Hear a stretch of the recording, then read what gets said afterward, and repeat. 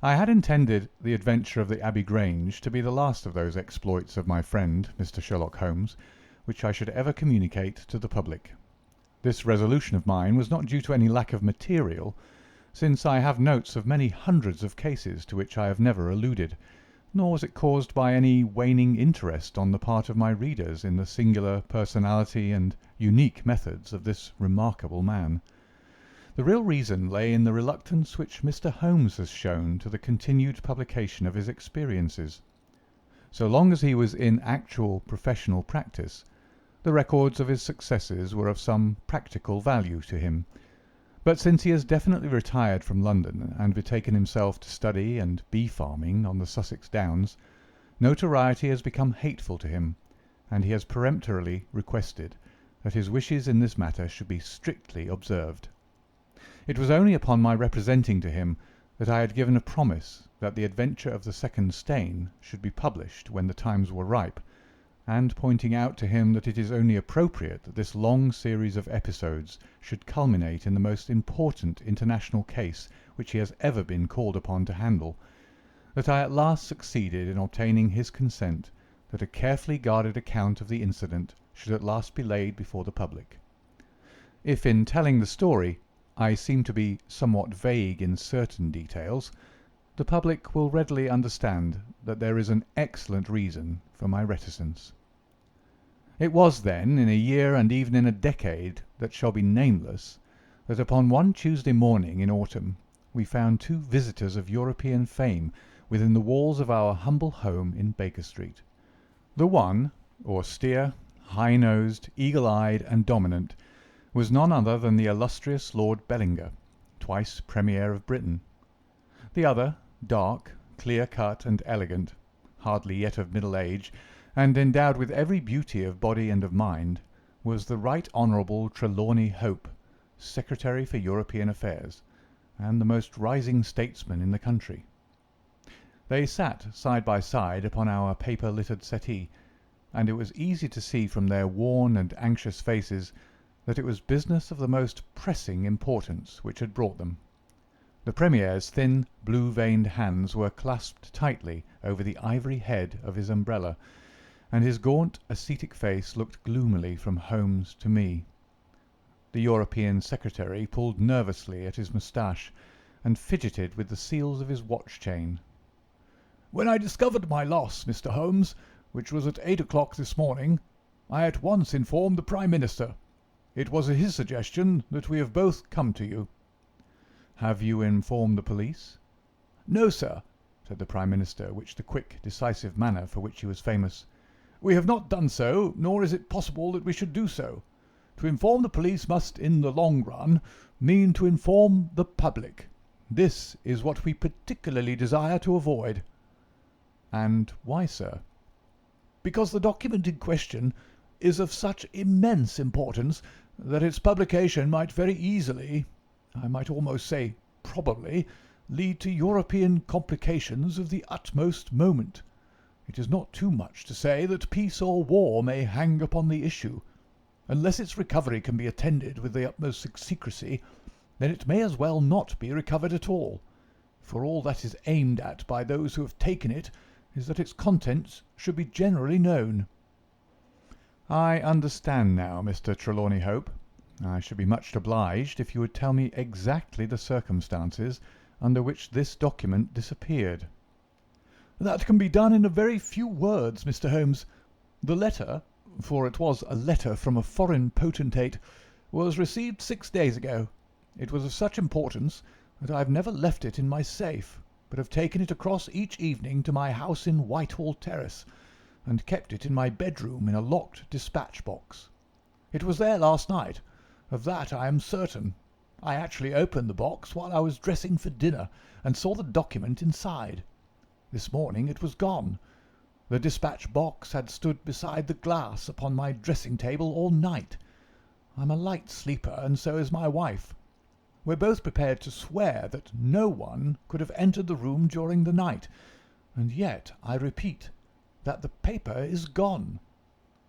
"What time did you dine?" 7:30.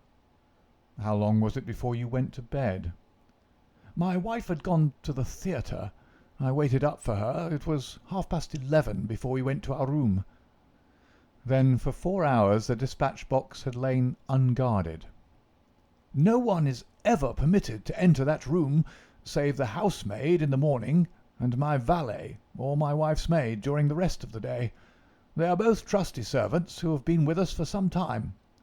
Besides, neither of them could possibly have known that there was anything more valuable than the ordinary departmental papers in my dispatch box." "Who did know of the existence of that letter?" "No one in the house." "Surely your wife knew?" "No, sir. I had said nothing to my wife until I missed the paper this morning." The Premier nodded approvingly. "I have long known, sir, how high is your sense of public duty," said he. "I am convinced that in the case of a secret of this importance it would rise superior to the most intimate domestic ties." The European Secretary bowed. "You do me no more injustice, sir. Until this morning I have never breathed one word to my wife upon this matter." "Could she have guessed?"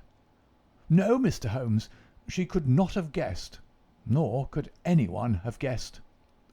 "Have you lost any documents before?" "No, sir." "Who is there in England who did know of the existence of this letter?" "Each member of the Cabinet was informed of it yesterday, but the pledge of secrecy which attends every Cabinet meeting was increased by the solemn warning which was given by the Prime Minister. Good heavens! To think that within a few hours I should myself have lost it!" His handsome face was distorted with a spasm of despair, and his hands tore at his hair. For a moment we caught a glimpse of the natural man, impulsive, ardent, keenly sensitive. The next, the aristocratic mask was replaced, and the gentle voice had returned. "Besides, the members of the Cabinet there are 2 or possibly 3 departmental officials who know of the letter. No one else in England, Mr. Holmes, I assure you." "But abroad?" "I believe that no one abroad has seen it, save the man who wrote it. I am well convinced that his ministers, that the usual official channels have not been employed." Holmes considered for some little time. "Now, sir, I must ask you more particularly what this document is, and why its disappearance should have such momentous consequences." The two statesmen exchanged a quick glance, and the Premier's shaggy eyebrows gathered in a frown. "Mr. Holmes, the envelope is a long, thin one of pale blue colour. There is a seal of red wax stamped with a crouching lion. It is addressed in large, bold handwriting to—" "I fear, sir," said Holmes, "that interesting and indeed essential as these details are, my inquiries must go more to the root of things. What was the letter?" "That is a state secret of the utmost importance, and I fear that I cannot tell you, nor do I see that it is necessary. If by the aid of the powers which you are said to possess you can find such an envelope as I describe with its enclosure, you will have deserved well of your country, and earned any reward which it lies in our power to bestow." Sherlock Holmes rose with a smile. "You are 2 of the most busy men in the country," said he, "and in my own small way I have also a good many calls upon me. I regret exceedingly that I cannot help you in this matter, and any continuation of this interview would be a waste of time." The Premier sprang to his feet with that quick, fierce gleam of his deep-set eyes before which a cabinet has cowered. "I am not accustomed, sir," he began, but mastered his anger and resumed his seat. For a minute or more we all sat in silence. Then the old statesman shrugged his shoulders. "We must accept your terms, Mr. Holmes. No doubt you are right, and it is unreasonable for us to expect you to act unless we give you your entire confidence." "I agree with you," said the younger statesman. "Then I will tell you, relying entirely upon your honour and that of your colleague, Dr. Watson. I may appeal to your patriotism also, for I could not imagine a greater misfortune for the country than that this affair should come out." "You may safely trust us." "The letter, then, is from a certain foreign potentate, who has been ruffled by some recent colonial developments of this country. It has been written hurriedly and upon his own responsibility entirely. Inquiries have shown that his ministers know nothing of the matter. At the same time, it is couched in so unfortunate a manner, and certain phrases in it are of so provocative a character, that its publication would undoubtedly lead to a most dangerous state of feeling in this country. There would be such a ferment, sir, that I do not hesitate to say that within a week of the publication of that letter this country would be involved in a great war." Holmes wrote a name upon a slip of paper and handed it to the Premier. "Exactly. It was he, and it is this letter which may well mean the expenditure of 1,000 millions and the lives of 100,000 men, which has become lost in this unaccountable fashion." "Have you informed the sender?" "Yes, sir. A cipher telegram has been dispatched." "Perhaps he desires the publication of the letter." "No, sir. We have strong reason to believe that he already understands that he has acted in an indiscreet and hot-headed manner. It would be a greater blow to him and to his country than to us if this letter were to come out." "If this is so, whose interest is it that the letter should come out? Why should anyone desire to steal it or to publish it?" "There, Mr. Holmes, you take me into regions of high international politics. But if you consider the European situation, you will have no difficulty in perceiving the motive. The whole of Europe is an armed camp. There is a double league which makes a fair balance of military power. Great Britain holds the scales. If Britain were driven into war with one confederacy, it would assure the supremacy of the other confederacy, whether they joined in the war or not. Do you follow?" "Very clearly. It is then the interest of the enemies of this potentate to secure and publish this letter, so as to make a breach between his country and ours." "Yes, sir." "And to whom would this document be sent if it fell into the hands of an enemy?" "To any of the great chancelleries of Europe. It is probably speeding on its way thither at the present instant as fast as steam can take it." Mr. Trelawney Hope dropped his head on his chest and groaned aloud. The Premier placed his hand kindly upon his shoulder. "It is your misfortune, my dear fellow. No one can blame you. There is no precaution which you have neglected. Now, Mr. Holmes, you are in full possession of the facts. What course do you recommend?" Holmes shook his head mournfully. "You think, sir, that unless this document is recovered, there will be war?" "I think it is very probable." "Then, sir, prepare for war." "That is a hard saying, Mr. Holmes." "Consider the fact, sir. It is inconceivable that it was taken after 11:30 at night, since I understand that Mr. Hope and his wife were both in the room from that hour until the loss was found out. It was taken, then, yesterday evening between 7:30 and 11:30, probably near the earlier hour, since whoever took it evidently knew that it was there, and would naturally secure it as early as possible. Now, sir, if a document of this importance were taken at that hour, where can it be now? No one has any reason to retain it. It has been passed rapidly on to those who need it. What chance have we now to overtake or even to trace it? It is beyond our reach." The Prime Minister rose from the settee. "What you say is perfectly logical, Mr. Holmes. I feel that the matter is indeed out of our hands." "Let us presume, for argument's sake, that the document was taken by the maid or by the valet." "They are both old and tried servants." "I understand you to say that your room is on the second floor, that there is no entrance from without, and that from within no one could go up unobserved. It must, then, be somebody in the house who has taken it. To whom would the thief take it? To one of several international spies and secret agents, whose names are tolerably familiar to me.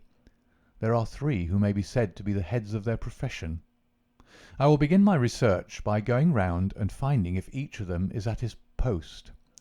If one is missing, especially if he has disappeared since last night, we will have some indication as to where the document has gone." "Why should he be missing?" asked the European Secretary. "He would take the letter to an embassy in London, as likely as not." "I fancy not. These agents work independently, and their relations with the embassies are often strained." The Prime Minister nodded his acquiescence. "I believe you're right, Mr. Holmes. He would take so valuable a prize to headquarters with his own hands. I think that your course of action is an excellent one. Meanwhile, hope we cannot neglect all our other duties on account of this one misfortune. Should there be any fresh developments during the day, we shall communicate with you, and you will no doubt let us know the results of your own inquiries." The two statesmen bowed and walked gravely from the room. When our illustrious visitors had departed, Holmes lit his pipe in silence, and sat for some time lost in the deepest thought.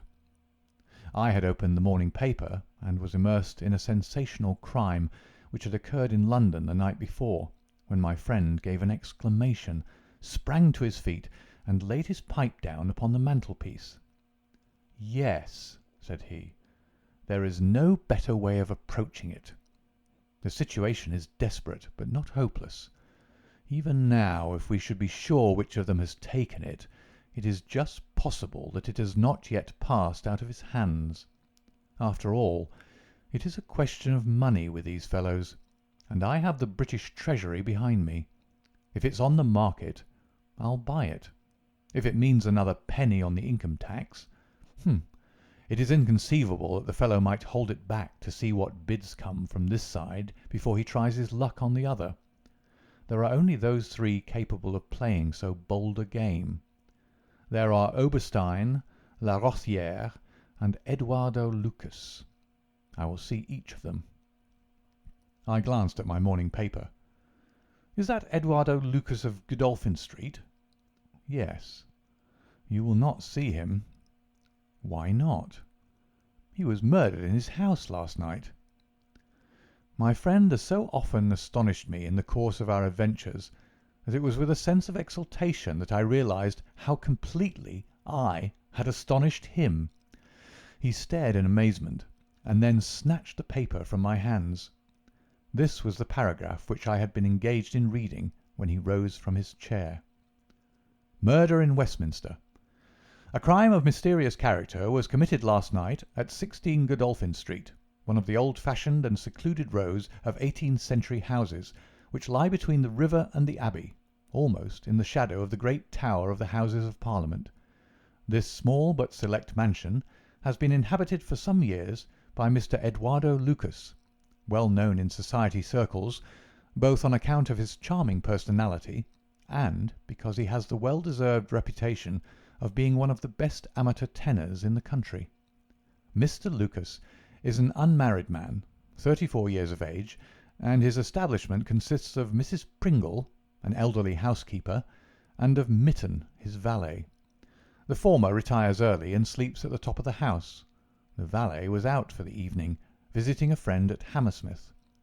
From 10 o'clock onward, Mr. Lucas had the house to himself.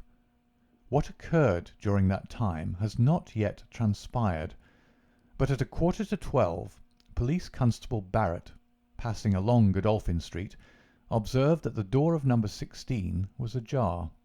He knocked, but received no answer. Perceiving a light in the front room, he advanced into the passage and again knocked, but without reply. He then pushed open the door and entered. The room was in a state of wild disorder, the furniture being all swept to one side, and one chair lying on its back in the centre. Beside this chair, and still grasping one of its legs, lay the unfortunate tenant of the house. He had been stabbed to the heart, and must have died instantly. The knife with which the crime had been committed was a curved Indian dagger, plucked down from a trophy of Oriental arms which adorned one of the walls. Robbery does not appear to have been the motive of the crime, for there had been no attempt to remove the valuable contents of the room. Mr. Eduardo Lucas was so well known and popular that his violent and mysterious fate will arouse painful interest and intense sympathy in a widespread circle of friends. "Well, Watson, what do you make of this?" asked Holmes after a long pause. "It is an amazing coincidence." "A coincidence. Here is one of the three men whom we had named as possible actors in this drama, and he meets a violent death during the very hours when we know that the drama was being enacted. The odds are enormous against it being coincidence. No figures could express them. No, my dear Watson, the two events are connected. Must be connected. It is for us to find the connection." "But now the official police must know all." "Not at all. They know all they see at Godolphin Street. They know, and shall know, nothing of Whitehall Terrace. Only we know of both events and can trace the relation between them. There is one obvious point which would in any case have turned my suspicions against Lucas. Godolphin Street, Westminster, is only a few minutes' walk from Whitehall Terrace. The other secret agents whom I have named live in the extreme West End. It was easier, therefore, for Lucas than for the others to establish a connection or receive a message from the European Secretary's household. A small thing, and yet, where events are compressed into a few hours, it may prove essential. Hello! What have we here?" Mrs. Hudson had appeared with a lady's card upon her salver. Holmes glanced at it, raised his eyebrows, and handed it over to me. "Ask Lady Hilda Trelawney Hope if she will be kind enough to step up," said he. A moment later, our modest apartment, already so distinguished that morning, was further honoured by the entrance of the most lovely woman in London. I had often heard of the beauty of the youngest daughter of the Duke of Belminster, but no description of it, and no contemplation of colourless photographs, had prepared me for the subtle, delicate charm and the beautiful colouring of that exquisite head.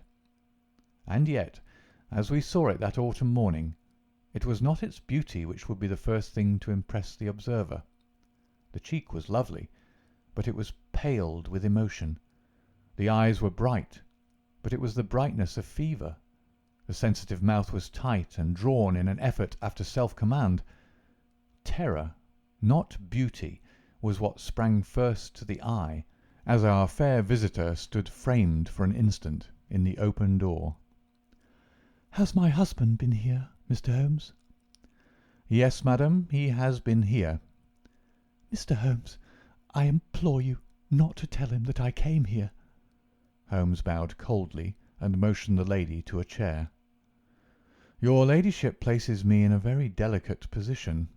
I beg that you will sit down and tell me what you desire, but I fear that I cannot make any unconditional promise." She swept across the room and seated herself with her back to the window. It was a queenly presence, tall, graceful, and intensely womanly. "Mr. Holmes," she said, and her white-gloved hands clasped and unclasped as she spoke, "I will speak frankly to you, in the hopes that it may induce you to speak frankly in return. There is complete confidence between my husband and me on all matters, save one. That one is politics. On this his lips are sealed. He tells me nothing. Now, I am aware that there was a most deplorable occurrence in our house last night. I know that a paper has disappeared, but because the matter is political, my husband refuses to take me into his complete confidence. Now it is essential, I say, that I should thoroughly understand it. You are the only other person, save only these politicians, who knows the true facts.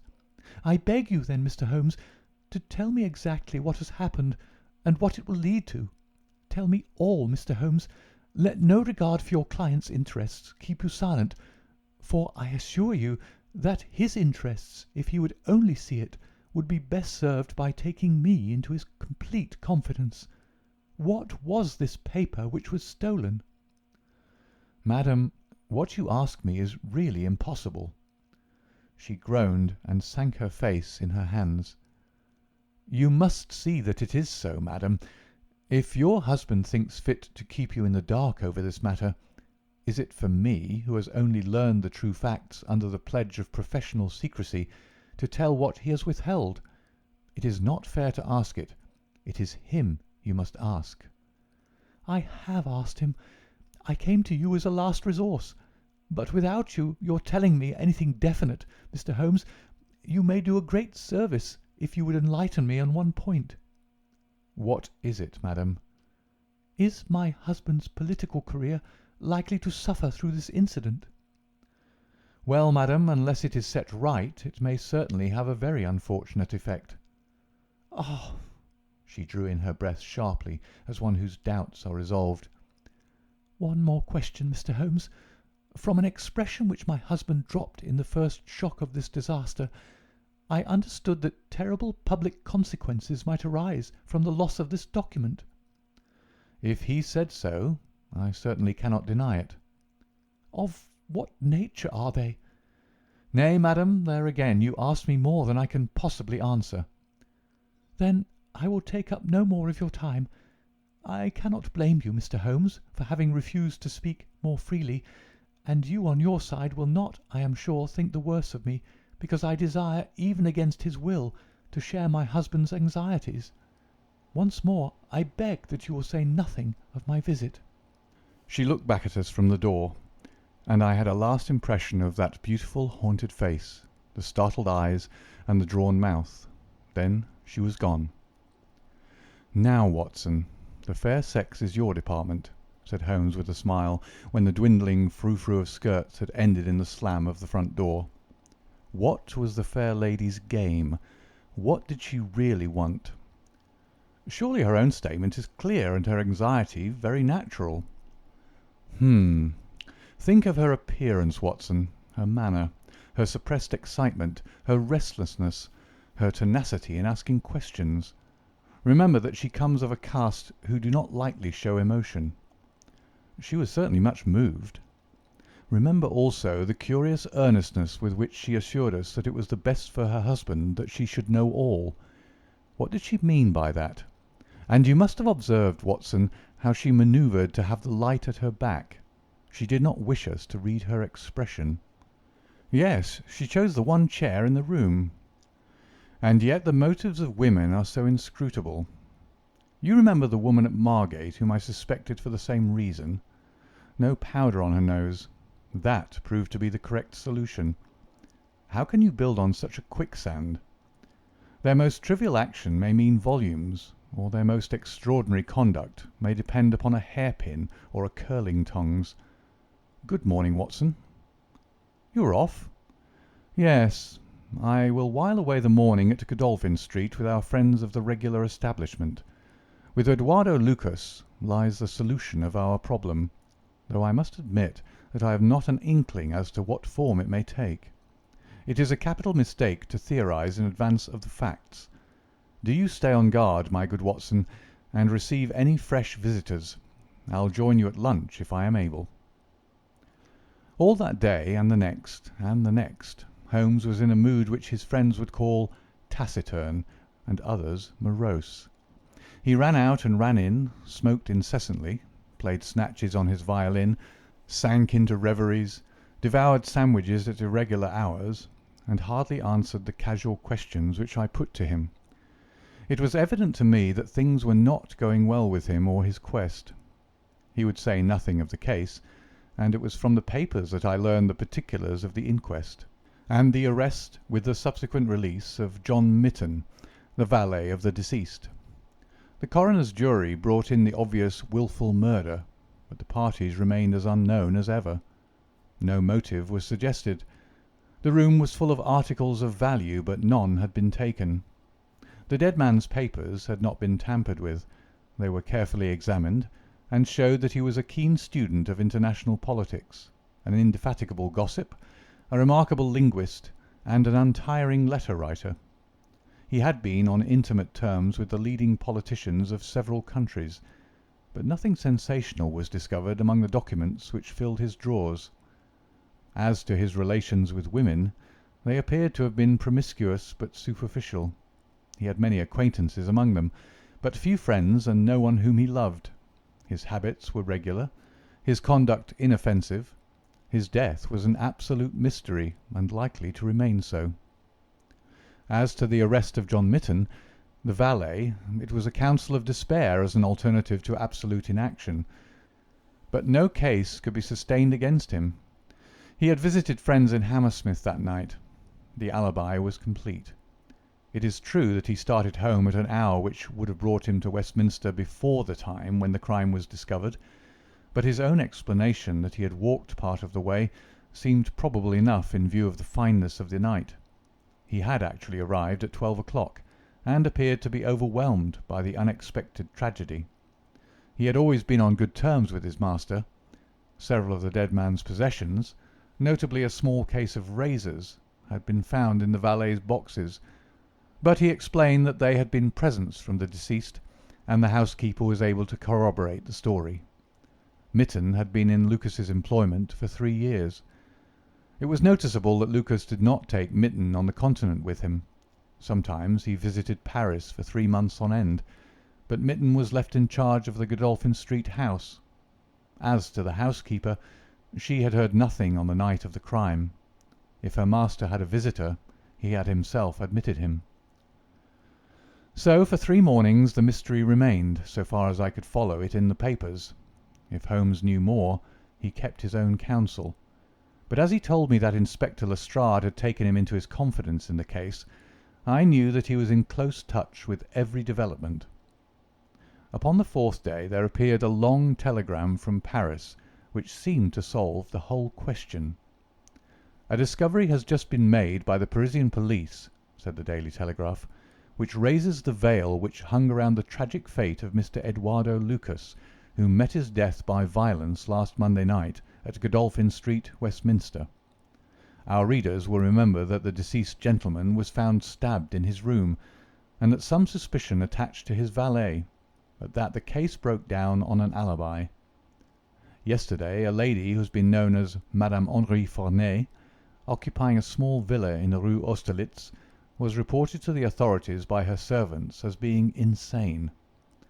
An examination showed she had indeed developed mania of a dangerous and permanent form.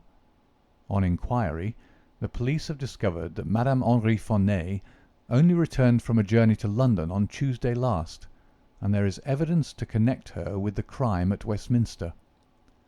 A comparison of photographs has proved conclusively that Monsieur Henri Forney and Eduardo Lucas were really one and the same person, and that the deceased had for some reason lived a double life in London and Paris. Madame Forney, who is of Creole origin, is of an extremely excitable nature, and has suffered in the past from attacks of jealousy which have amounted to frenzy. It is conjectured that it was in one of these that she committed the terrible crimes which has caused such a sensation in London.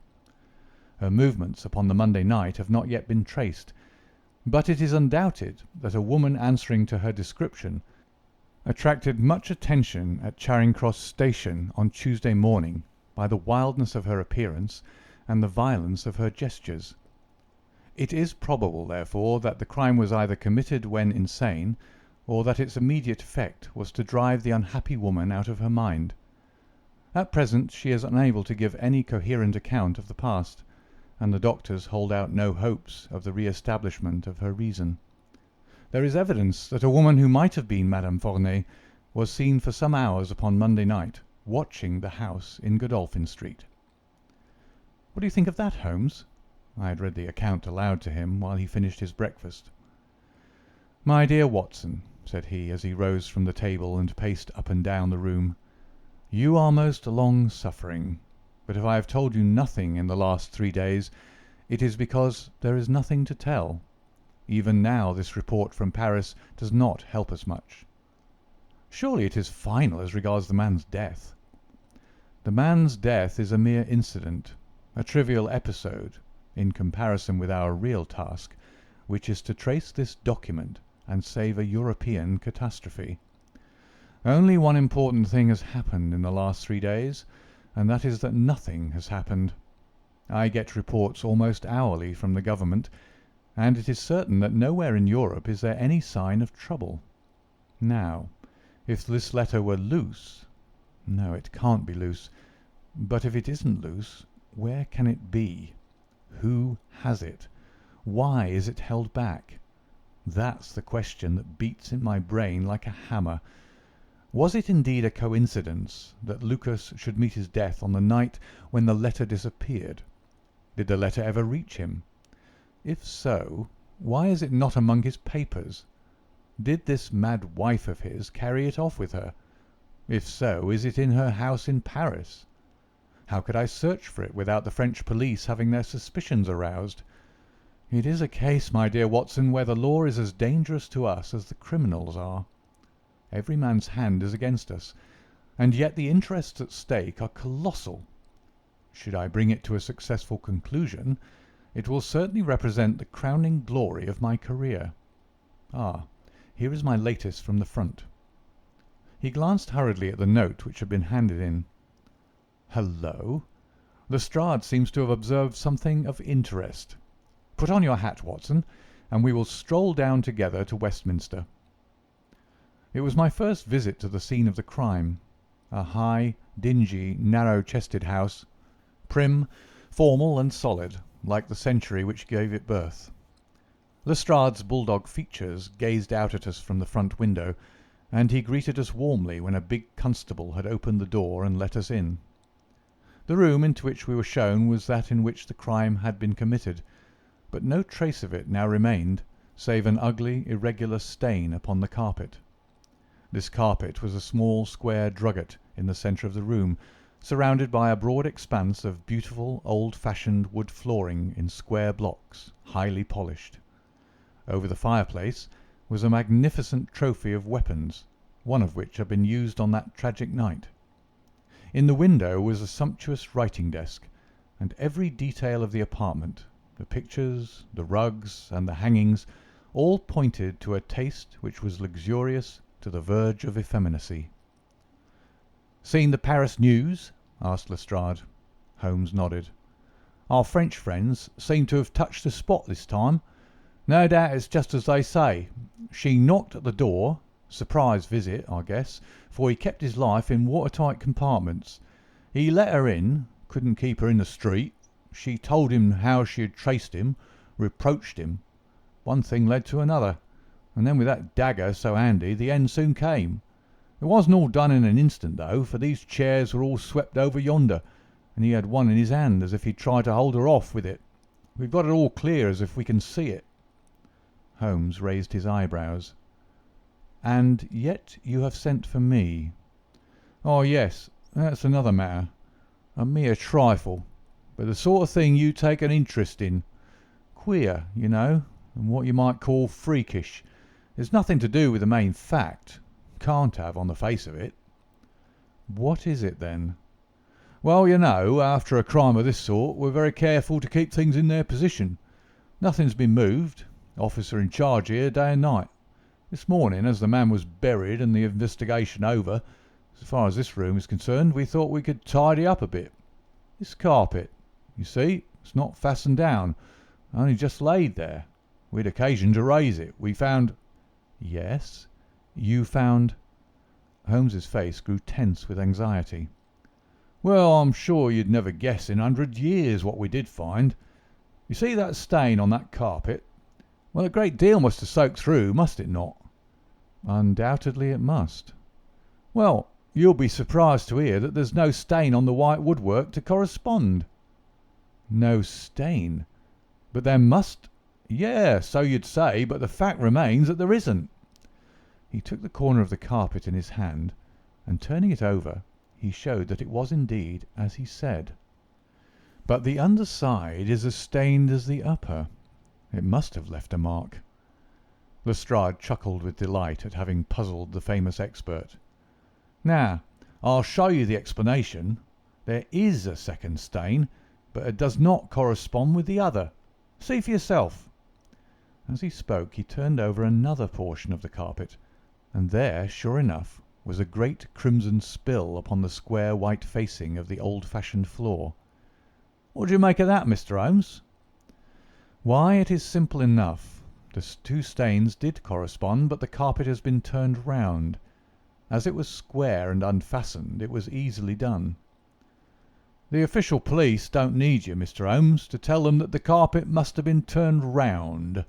That's clear enough, for the stains lie above each other. If you lay it over this way. But what I want to know is, who shifted the carpet and why?" I could see from Holmes's rigid face that he was vibrating with inward excitement. "Look here, Lestrade," said he. "Has that constable in the passage been in the charge of the place all the time?" "Yes, he has." "Well, take my advice. Examine him carefully. Don't do it before us. We'll wait here. You take him into the back room. You'll be more likely to get a confession out of him alone. Ask him how he dared to admit people and leave them alone in this room. Don't ask him if he's done it. Take it for granted. Tell him you know someone has been here. Press him. Tell him that a full confession is his only chance of forgiveness. Do exactly what I tell you." "By George, if he knows, I'll have it out of him," cried Lestrade. He darted into the hall, and a few moments later his bullying voice sounded from the back room. "Now, Watson, now!" cried Holmes with frenzied eagerness. All the demoniacal force of the man masked behind that listless manner burst out in a paroxysm of energy. He tore the drugget from the floor, and in an instant was down on his hands and knees, clawing at each of the squares of wood beneath it. One turned sideways as he dug his nails into the edge of it. It hinged back like the lid of a box. A small black cavity opened beneath it. Holmes plunged his eager hand into it and drew it out with a bitter snarl of anger and disappointment. It was empty. "Quick, Watson, quick! Get it back again!" The wooden lid was replaced, and the drugget had only just been drawn straight when Lestrade's voice was heard in the passage. He found Holmes leaning languidly against the mantelpiece, resigned and patient, endeavouring to conceal his irrepressible yawns. "Sorry to keep you waiting, Mr. Holmes. I can see that you're bored to death with the whole affair. Well, he has confessed, all right. Come in here, Macpherson. Let these gentlemen hear of your most inexcusable conduct." The big constable, very hot and penitent, sidled into the room. "I meant no harm, sir, I'm sure. The young woman came to the door last evening, mistook the house, she did, and then we got talking. It's lonesome when you're on duty here all day." "Well, what happened then?" "She wanted to see where the crime was done. I'd read about it in the papers, she said. She's a very respectable, well-spoken young woman, sir, and I saw no harm in letting her have a peep. When she saw that mark on the carpet, down she dropped on the floor and lay as if she were dead. I ran to the back and got some water, but I couldn't bring it to her. Then I went round the corner to the ivy plant for some brandy. By the time I brought it back, the young woman had recovered and was off, ashamed of herself, I dare say, and dared not face me." "How about moving that drugget?" "Well, sir, it was a bit rumpled, certainly, when I came back. You see, she fell on it, and it lies on a polished floor with nothing to keep it in place. I straightened it out afterwards."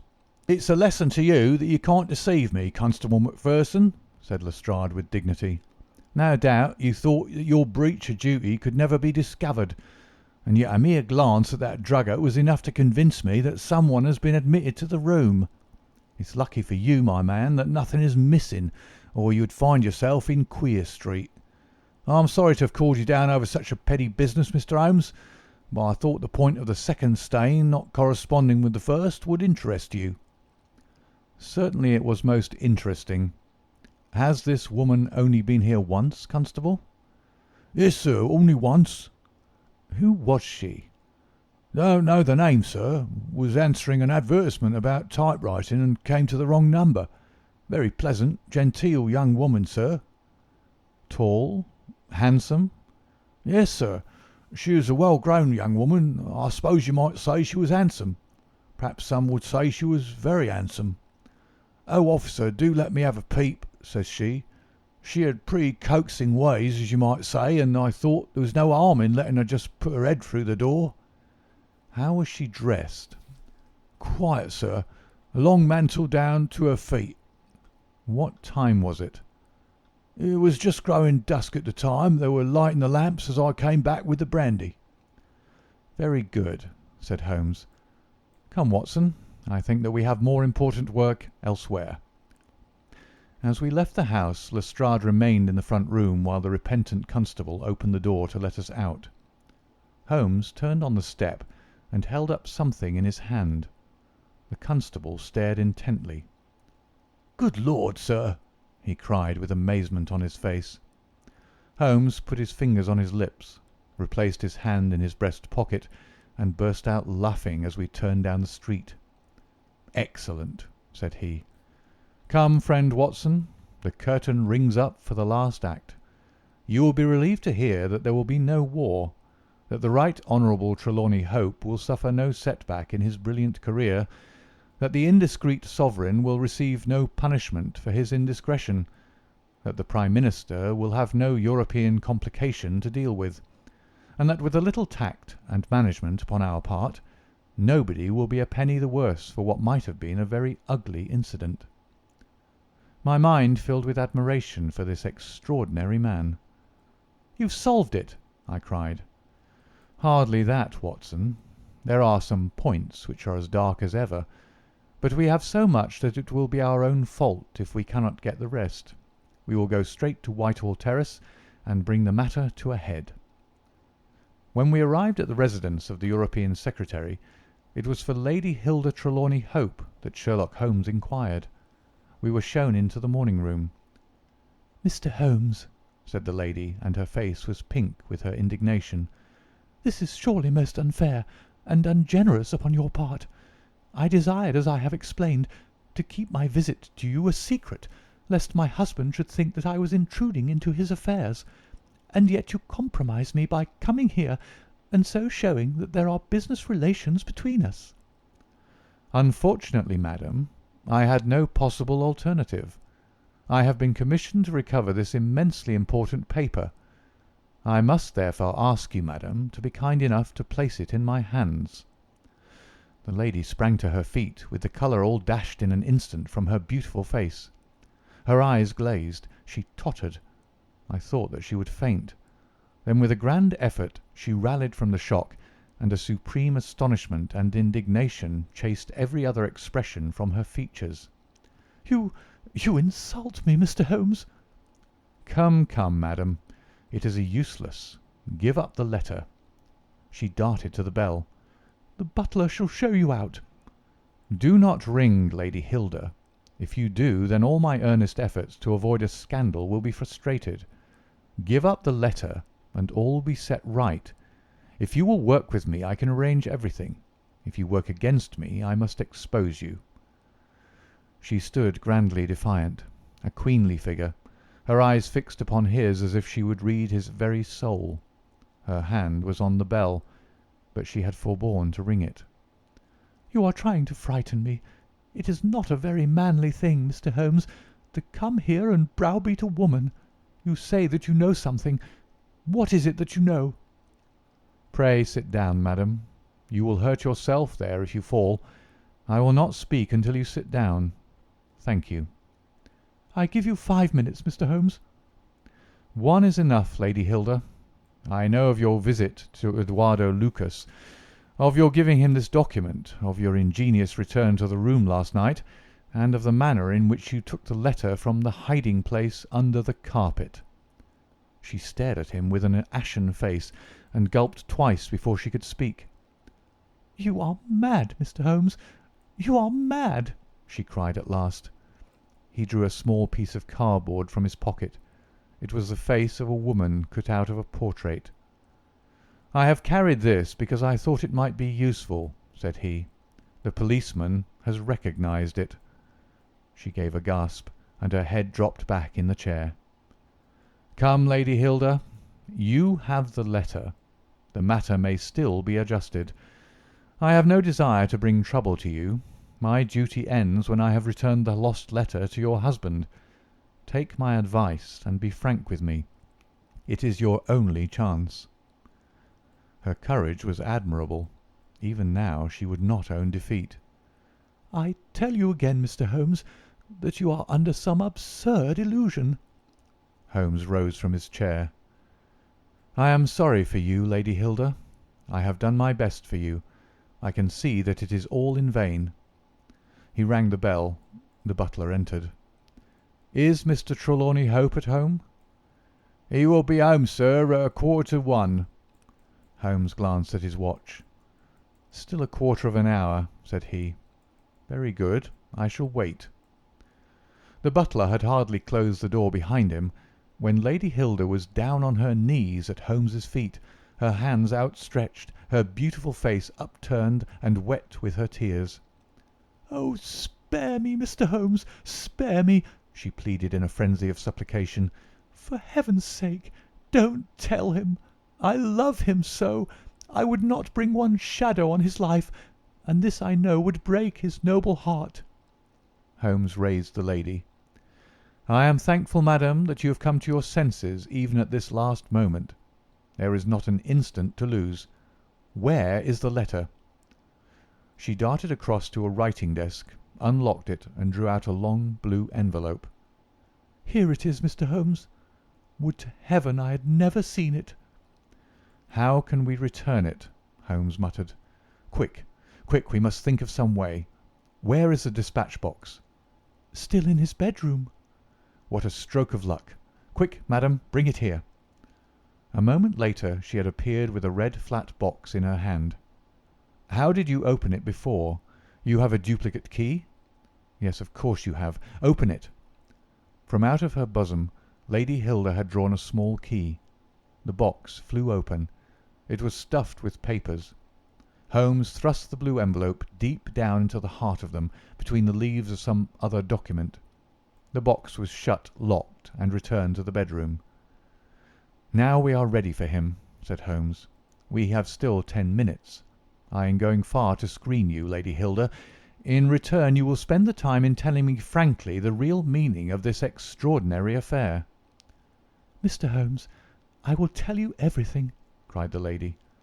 "Oh, Mr. Holmes, I would cut off my right hand before I gave him a moment of sorrow. There is no woman in all London who loves her husband as I do, and yet if he knew how I have acted, how I have been compelled to act, he would never forgive me. For his own honour stands so high that he could not forget or pardon a lapse in another. Help me, Mr. Holmes. My happiness, his happiness, our very lives are at stake." "Quick, madam, the time grows short." "It was a letter of mine, Mr. Holmes, an indiscreet letter written before my marriage, a foolish letter, a letter of an impulsive, loving girl. I meant no harm, and yet he would have thought it criminal. Had he read that letter, his confidence would have been forever destroyed. It is years since I wrote it. I had thought that the whole matter was forgotten. Then at last I heard from this man Lucas that it had passed into his hands, and that he would lay it before my husband. I implored his mercy. He said that he would return my letter if I would bring him a certain document which he described in my husband's dispatch box. He had some spy in the office who had told him of its existence. He assured me that no harm would come to my husband. Put yourself in my position, Mr. Holmes. What was I to do?" "Take your husband into your confidence." "I could not, Mr. Holmes. I could not. On the one side seemed certain ruin. On the other, terrible as it seemed to take my husband's paper, still in a matter of politics I could not understand the consequences, while in a matter of love and trust they were only too clear to me. I did it, Mr. Holmes. I took an impression of his key. This man Lucas furnished a duplicate. I opened his dispatch box, took the paper, and conveyed it to Godolphin Street." "What happened there, madam?" "I tapped at the door as agreed. Lucas opened it. I followed him into his room, leaving the hall door ajar behind me, for I feared to be alone with the man. I remember that there was a woman outside as I entered. Our business was soon done. He had my letter on his desk. I handed him the document. He gave me the letter. At this instant there was a sound at the door. There were steps in the passage. Lucas quickly turned back the drugget, thrust the document into some hiding place there, and covered it over." What happened after that is like some fearful dream. I have a vision of a dark, frantic face, of a woman's voice which screamed in French, "My waiting is not in vain. At last, I have found you with her." There was a savage struggle. I saw him with a chair in his hand. A knife gleamed in hers. I rushed from the horrible scene, ran from the house, and only next morning in the paper did I learn the dreadful result. That night I was happy, for I had my letter, and I had not seen yet what the future would bring. It was the next morning that I realized that I had only exchanged one trouble for another. My husband's anguish at the loss of his paper went to my heart.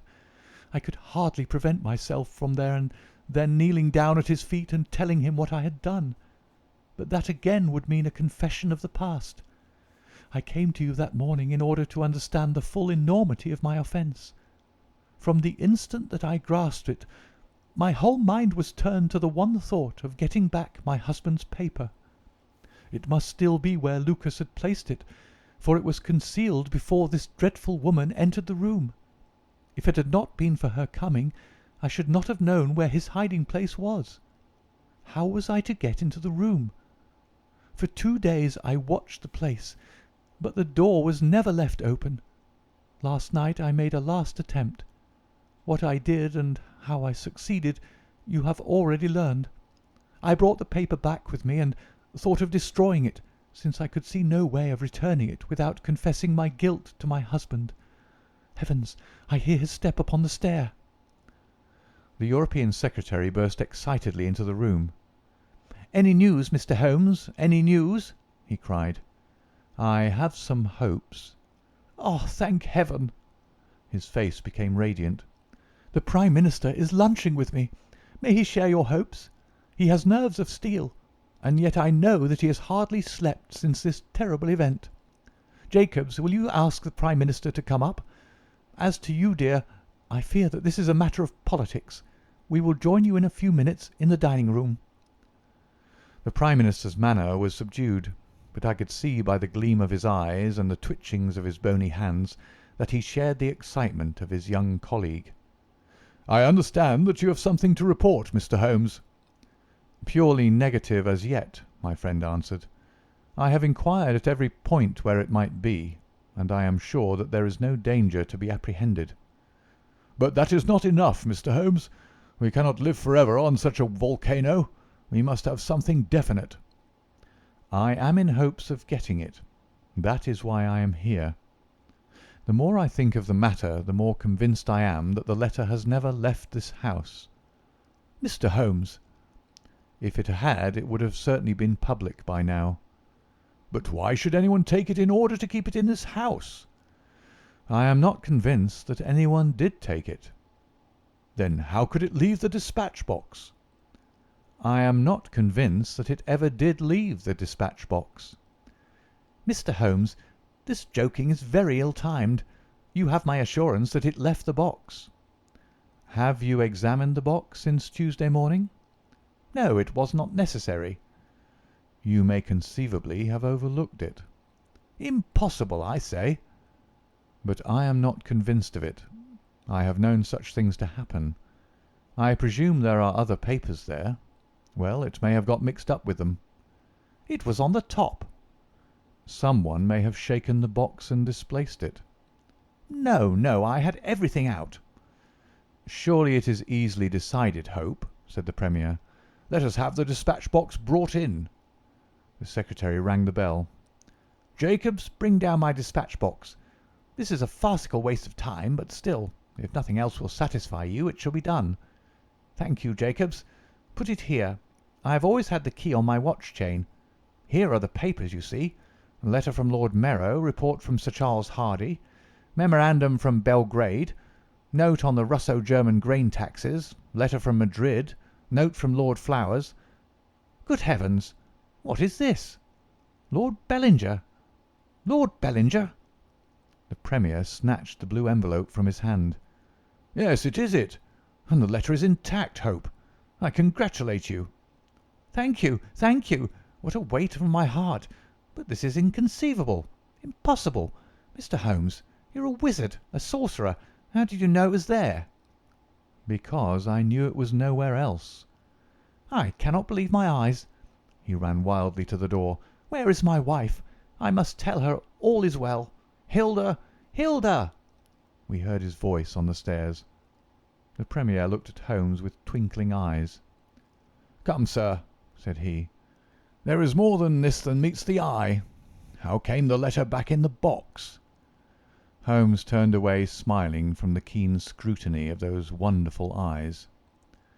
"We also have our diplomatic secrets," said he, and picking up his hat, he turned to the door.